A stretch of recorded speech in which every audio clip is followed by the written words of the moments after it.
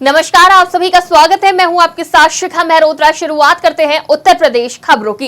अमरोहा से एक आत्महत्या का मामला सामने आया है, जहां लगातार बढ़ रहे पारिवारिक विवाद के चलते युवक ने ट्रेन के आगे कूदकर मौत को गले लगा लिया। वहीं परिवार में युवक की मौत की खबर सुनकर कोहराम मच गया। पुलिस ने शव को कब्जे में लेकर पोस्टमार्टम के लिए भेज दिया है। जानकारी के मुताबिक युवक शराब का आदी था।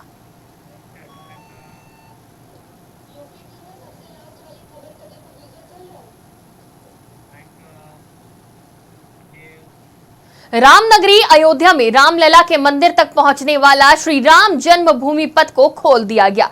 इस दौरान राम भक्तों का पूरा सैलाब मानो यहां उमड़ पड़ा। पूरे मार्ग में बस लोग ही लोग नजर आ रहे थे। मंदिर ट्रस्ट के महासचिव चंपत राय ने बीते दिनों ही इस पथ को खोलने का ऐलान किया था। इस वजह से लोगों की भारी भीड़ यहां एकत्र हो गई। बता दें, यह पथ बिरला धर्मशाला से सुग्रीव किला होते हुए रामलला के दरबार में जाएगा। यह पथ 600 मीटर लंबा और करीब 100 फुट चौड़ा है। अमरोहा पुलिस ने कांवड़ियों की सुरक्षा के जो दावे किए थे वो हवाई साबित हो रहे हैं। हाईवे पर आपस में वाहन टकराने से बड़ा सड़क हादसा हुआ है, जिसमें 11 कांवड़िए गंभीर रूप से घायल हो गए हैं। मामला गजरौला थाना क्षेत्र के नेशनल हाईवे 9 का है। कांवड़िए ब्रिजघाट गंगा से जल लेने जा रहे थे, तब यह हादसा हो गया। घायलों को गजरौला सीएचसी में भर्ती कराया गया। हालत नाजुक होने पर जिला अस्पताल रेफर करा गया। ये एक डिवाइडर में से बाइक निकली थी एकदम जी, हमारी गाड़ी आगे घुटी और जैसी बाइक टकराई तो मैं वो मुड़ के खा गया। कहाँ जा रहे थे आप? ब्रिजघाट जा रहे थे। क्या करना है? जल भरने जा रहे थे। अच्छा, जल लेना है। कांवड़ी वाली लाइन में जा रहे थे, दूसरी में जा रहे थे। हमारे वाली लाइन में जा रहे थे। अच्छा, कांवड़ी वन लाइन वही, बाइक दूसरी डिवाइडर। दो लोग ज्यादा ही हैं, मेरे को थोड़ी कमाई है, मेरे को बस यही है बस। अच्छा, बदायूं से जमीनी विवाद का मामला सामने आया है, जहां दो पक्षों में जमकर मारपीट हुई और लाठी डंडे भी चले। वहीं इस विवाद में महिला समेत 4 लोग घायल हो गए। मौके पर पहुंची पुलिस ने सभी घायलों को अस्पताल में भर्ती कराया, जिसमें एक की इलाज के दौरान मौत हो गई। वहीं पुलिस ने आरोपियों के खिलाफ मुकदमा दर्ज कर आगे की कार्रवाई शुरू कर दी है। जमीनी विवाद में एक आदमी मृतक हो गया, धागा रखे उसके 5 लोग जमीनी विवाद चल रहा था। पहले थाने पहुंच गई बांदा में पुलिस को बड़ी सफलता हाथ लगी है, जहां चोरी की घटना को अंजाम देने वाले 2 शातिर चोर मामा भांजे को लाखों की चोरी के माल के साथ गिरफ्तार किया गया। दोनों के कब्जे से चोरी का कंप्यूटर, कैमरा, प्रिंटर, मोबाइल सहित 2.5 लाख का सामान बरामद हुआ है। पुलिस ने दोनों मामा भांजे को चोरी का सामान बेचते समय धर दबोचा। दोनों आरोपियों के खिलाफ पहले से चोरी के कई मुकदमे दर्ज हैं। दिनांक 12-13 जुलाई की रात में कालिंजर थाना क्षेत्र के रक्सी गांव में एक मोबाइल रिपेयरिंग की दुकान में चोरी हुई थी। चोरी के बाद से ही घटना के खुलासे के लिए टीम बनाई गई थी। इसमें अलग अलग टीमें बनाई गई थी। जो सर्विलांस ट्रैकिंग की टीम बनाई गई थी, एक आसूचना तंत्र डेवलप करते हुए मुखबिरों के माध्यम से तलाश की जा रही थी और पूर्व में इस तरह के जो भी अभियुक्त रहे हैं उनकी लगातार ट्रेसिंग की जा रही थी। तो उसी क्रम में ये पता चला कि 2 व्यक्ति, जो एक का नाम अनिल आरक है, दूसरा व्यक्ति अरविंद आरक है। ये पूर्व में भी अरविंद आरक है, उसकी क्रिमिनल हिस्ट्री है, 9 मुकदमे उसके पंजीकृत हैं। और दूसरा व्यक्ति जो अनिल आरक है, रिश्ते में मामा भांजे लगते हैं।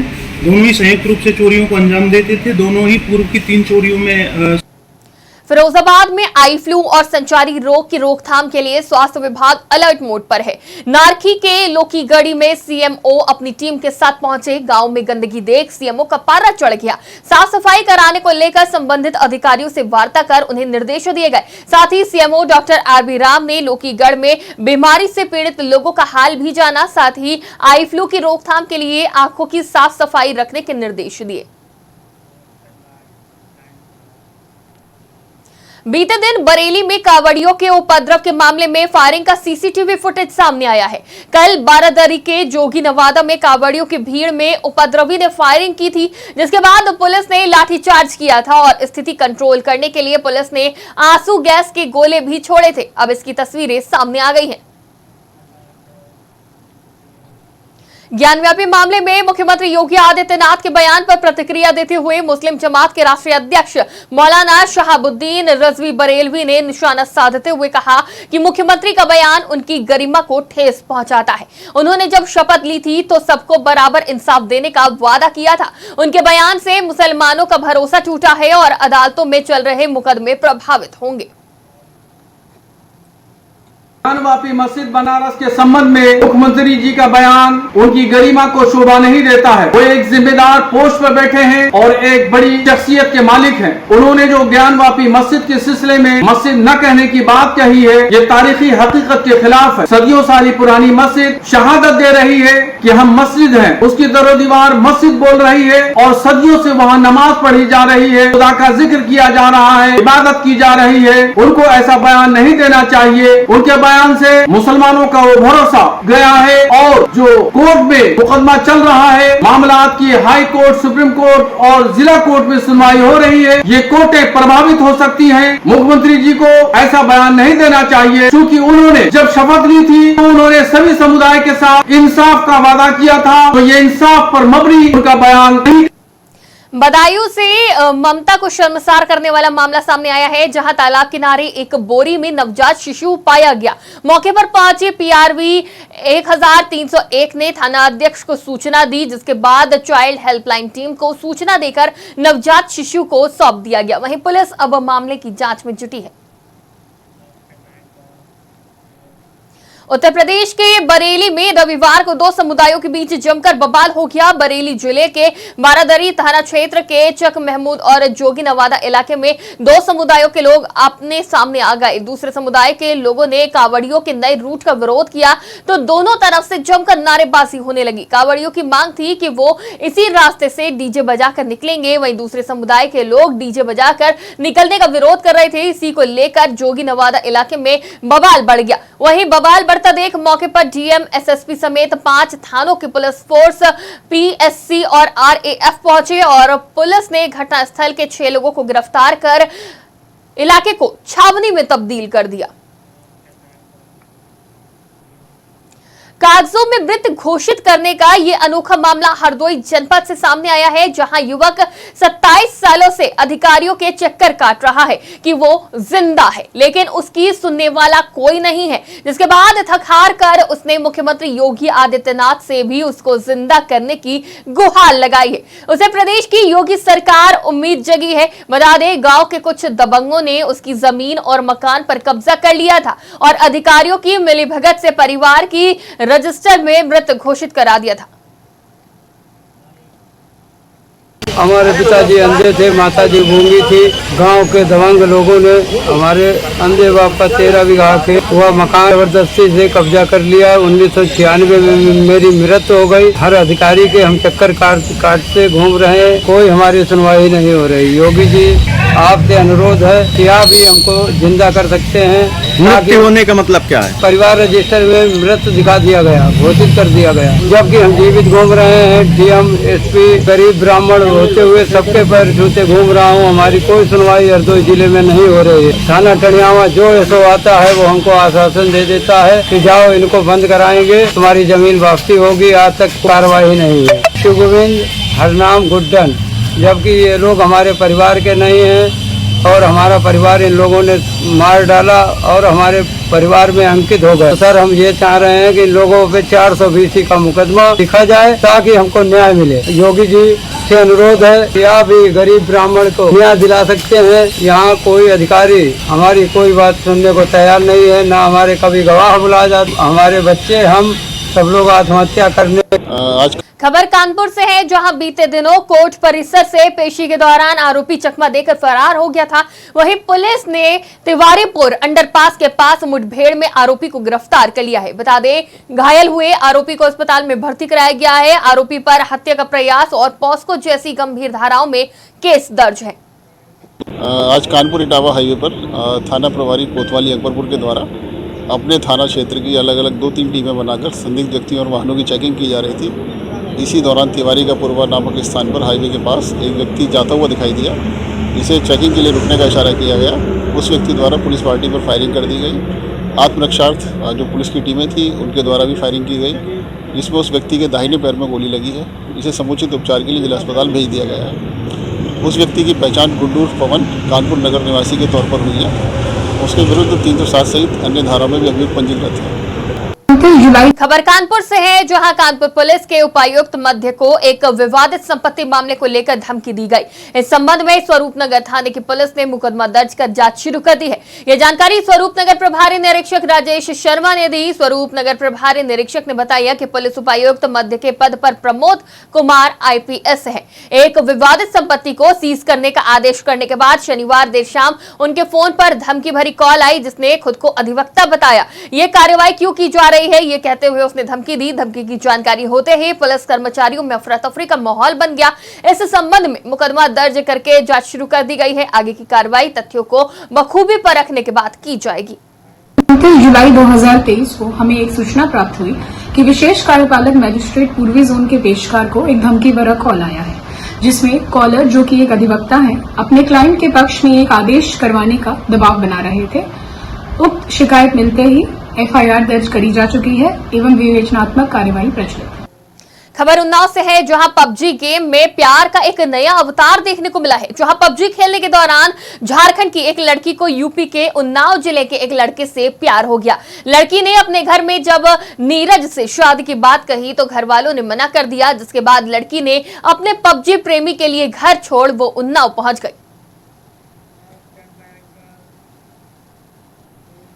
लखनऊ इकाना स्टेडियम में फिल्म स्टार को बुलाकर शो कराने के नाम से ठगी करने का मामला सामने आया है, जिसमें STF ने बड़ी कार्रवाई की है। श्री सुविधा फाउंडेशन ट्रस्ट के माध्यम से इकाना स्टेडियम लखनऊ में फिल्म स्टार बुलाकर चैरिटी शो कराने का झांसा देकर लगभग 9 करोड़ रुपए की ठगी करने वाले संगठित गिरोह के मास्टरमाइंड सहित 3 अभियुक्तों को अहमदाबाद और पुणे से गिरफ्तार कर लिया गया है।